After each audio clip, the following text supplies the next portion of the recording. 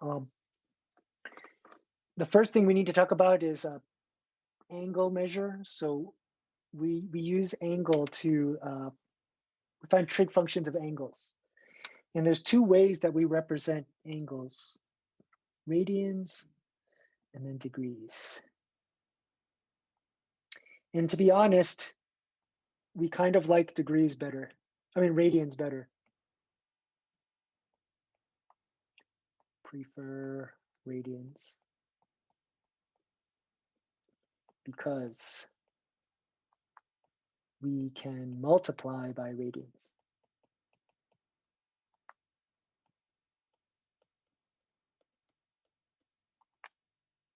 Okay. So there's a way that we can convert between the two.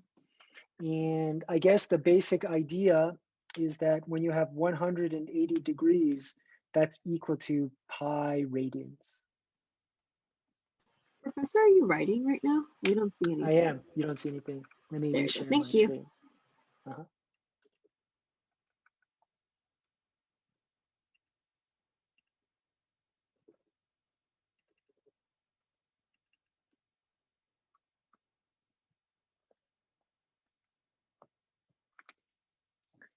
You see that? Yes. All right, great. Um,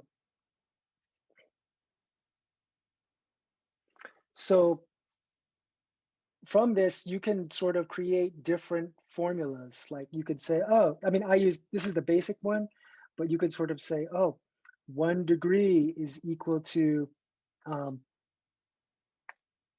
pi over 180 radians, right? If I divide both sides by 180. Or another way you could do it is you could say that 1 radian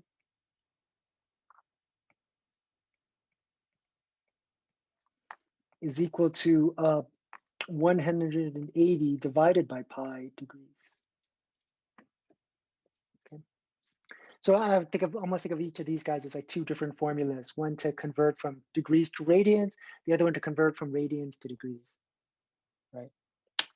So for some reason, all my printouts got jacked up here. I think this is 7 pi over 4. Yeah, look and see what happened there. All right. But if I want to convert from degrees to radians, then this is just going to be, we're just going to take 210 degrees. We're going to multiply by this pi over 180 radians, 180 degrees to radians. And if you think about it, it's like the degree units cancel out and all that survives is the radians. So that's going to be equal to 210 over 180 pi, right? So you can reduce that if you like. What does that reduce to? 7 over 3? 7 pi over 3 or 7 over 3 pi, that means the same thing. Did I say 3? I meant 6.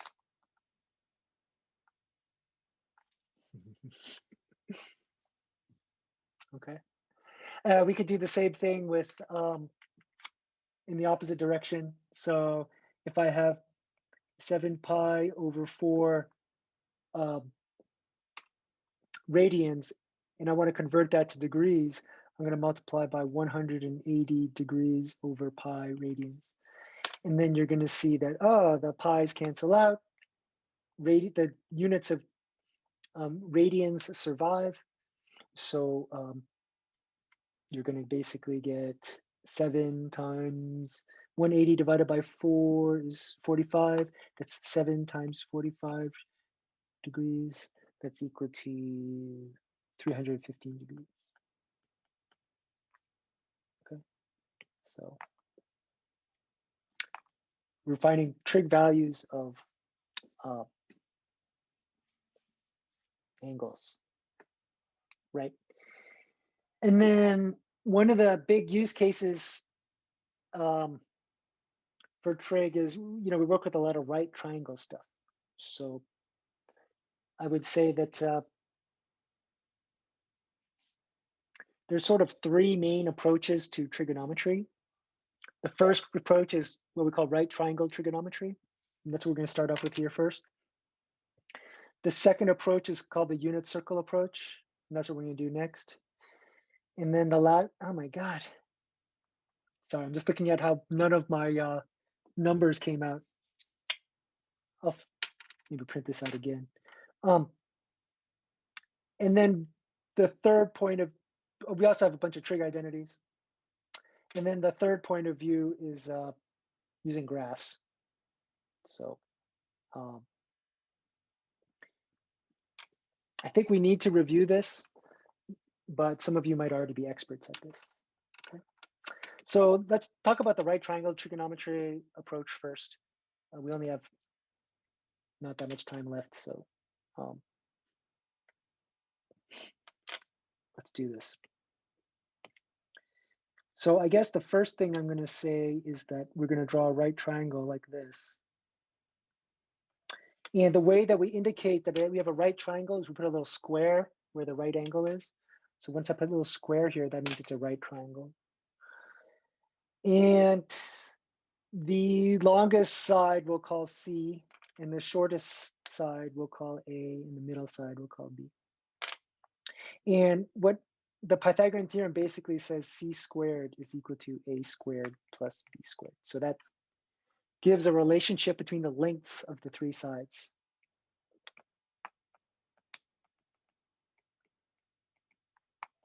Between the lengths of three sides. Okay.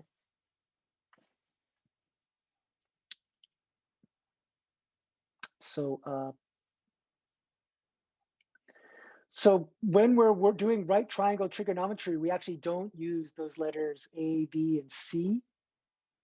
What we do is right triangle trigonometry is done with respect to an angle. So first we want to sort of just say where the angle is. So the angle there is that.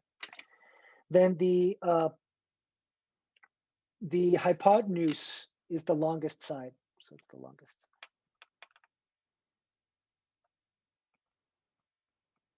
The opposite side, this is opposite the ankle, opposite theta. And adjacent means next to, right? So you guys would say, oh, hey, Dr. Yang, there's two sides that are next to theta, the angle. But one side already has a name. The longer side is called the hypotenuse. So the other side is what we call the adjacent side. Okay. So there are certain relationships here. Most students think of it as something called SOHCAHTOA.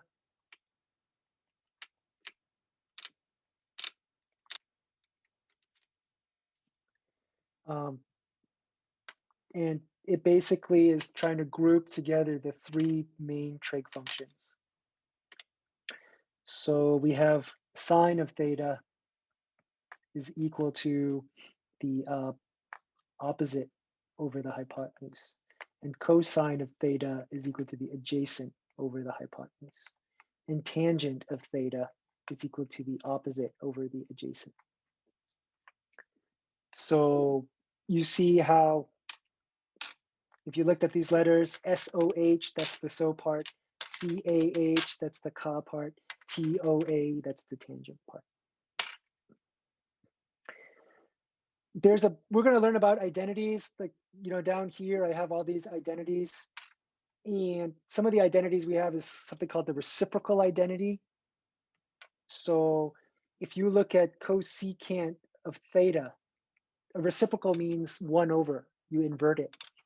So cosecant theta is 1 over sine theta. Secant theta is 1 over cosine theta. And cotangent theta is 1 over tangent theta. Okay.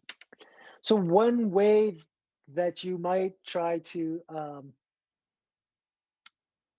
remember these is, notice how a co thing is never paired with a co thing. So it's like you have a cosecant, it's 1 over sine, it's not 1 over cosine. You have secant, that's not a co thing. That means its reciprocal must have a co thing. So The reciprocal of secant is 1 over cosine. Again, no co. The reciprocal of this cotangent is no co. So that might help you. Okay. So if we use these reciprocal identities for our right triangle trigonometry, then we could basically say, oh, cosecant theta is equal to hypotenuse over opposite. Oops. Opposite.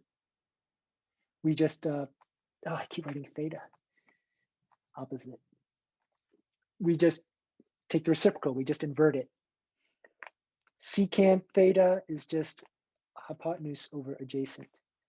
And tangent, cotangent theta is just the reciprocal, it's adjacent over opposite. So because of this reciprocal identity type situation, most people find it's easy just to remember the SOHCAHTOA part and then use the reciprocal identities to get the other three. Okay.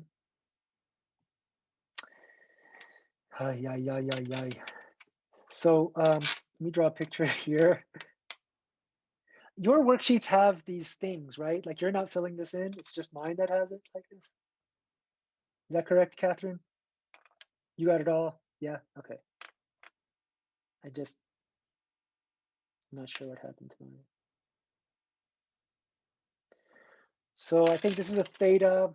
This is a rad 34. This is a 5. And this is a 3.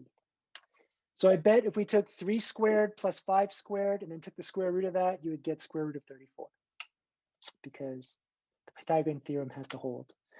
The right angle is right here. I'm going to put that like that. Okay. So if we have sine theta, the opposite side is 5.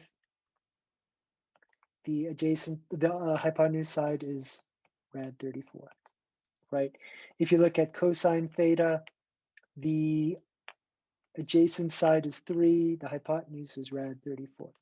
If you look at tangent, the opposite side is 5 and the adjacent side is 3. Does that make sense to everybody? Any questions? So then when we want the reciprocals, we just flip them. So cosecant theta is just rad 34 over 5. Secant theta is just rad 34 over 3. Cotangent theta is just 3 over 5. Okay.